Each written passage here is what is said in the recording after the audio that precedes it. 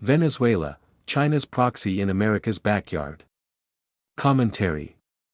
The Trump administration's strike on a Venezuelan drug-running boat last month in Venezuelan waters didn't happen in a vacuum. It was a calculated blow that brings huge implications for Washington's Latin American policy, Venezuela, and China.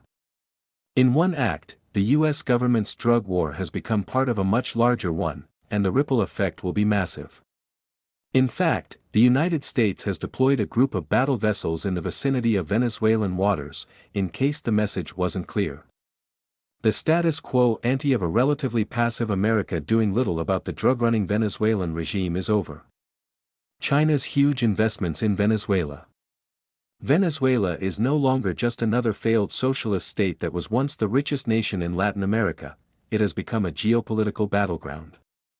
Under the second Trump administration, Washington has shifted from a passive to an active posture, punishing Caracas for its drug smuggling that specifically targets the U.S. population. But that's just the beginning. For Beijing, Venezuela is a valuable geopolitical asset. Over the past decade, China has poured billions into Venezuela's collapsing oil sector, swapping cash and infrastructure for future crude shipments. With Venezuela holding the world's largest proven oil reserves, the Chinese Communist Party sees an opportunity not just for energy security, but for political influence in Latin America and a platform from which to wage various kinds of attacks against the United States. Maduro is China's proxy, echoing Cuba's Cold War role. If this scenario seems familiar, it's because Venezuelan leader Nicolas Maduro has taken a page from Fidel Castro's Cold War playbook. Just as Cuba became Moscow's forward base in the 1960s, Venezuela is the CCP's proxy in the Western Hemisphere. By aligning with China, Maduro gains economic support and international protection, while Beijing gains a foothold just south of the U.S. border.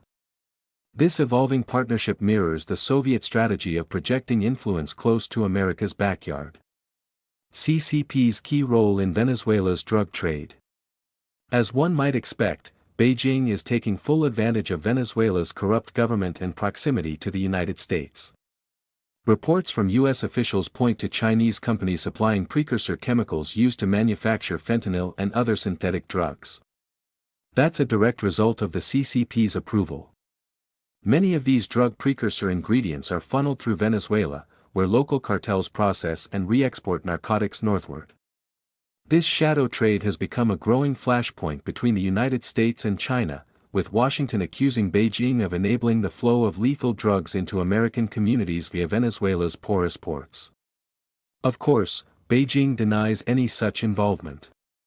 U.S. strike on narcoboat linked to Tren de Agua Gong. In the wake of destroying a Venezuelan drug smuggling vessel operated by the Tren de Agua gang, U.S. forces seized large shipments of narcotics destined for the American market. The operation was described as a direct warning to Maduro's regime, signaling that Washington would not tolerate Venezuela's deepening role in the hemispheric drug war. The dramatic attack on the drug boat that made world news underscores the rising stakes of Venezuela's transformation into a narco-terrorist state aligned with the Chinese regime. CCP backing Venezuelan gangs. With the criminal regime in Caracas and Chinese financial support, Venezuelan gangs now have smuggling and other criminal operations into Colombia, Central America, and even across the U.S. southern border. U.S. law enforcement agencies have determined that these groups are fueling spikes in violent crime, human trafficking, and migrant smuggling in cities across the United States. Put another way, the CCP is waging war against the United States by threatening domestic stability and American lives through its Venezuelan proxy. Venezuela's hopes to join BRICS supported by China. What's more, under China's sponsorship, Venezuela is seeking to join the BRICS, although Brazil recently blocked its membership bid. Nonetheless, Venezuela's alliance with China further positions it to continue posing a regional challenge to the United States. This makes Caracas more than a nation of gangs, drugs, and human trafficking. Should Venezuela formally join BRICS, it would become an added adversary of the US-run global financial system, placing it in the geopolitical threat category with regard to US power and influence, both regionally and globally. By drawing Caracas into the BRICS camp, Beijing not only props up Maduro's regime but also strengthens a counterweight to U.S. influence in the hemisphere.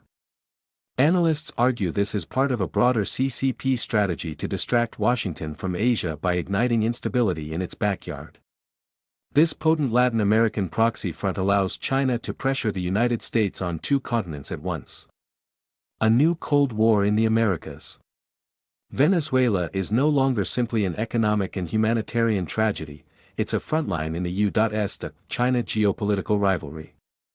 By bankrolling Maduro's regime, supplying precursor chemicals, and possibly adding Caracas to BRICS, Beijing could establish a multifaceted proxy presence in the Western Hemisphere. The U.S. response, ranging from maritime drug busts to renewed sanctions, signals just how serious Washington views the threat.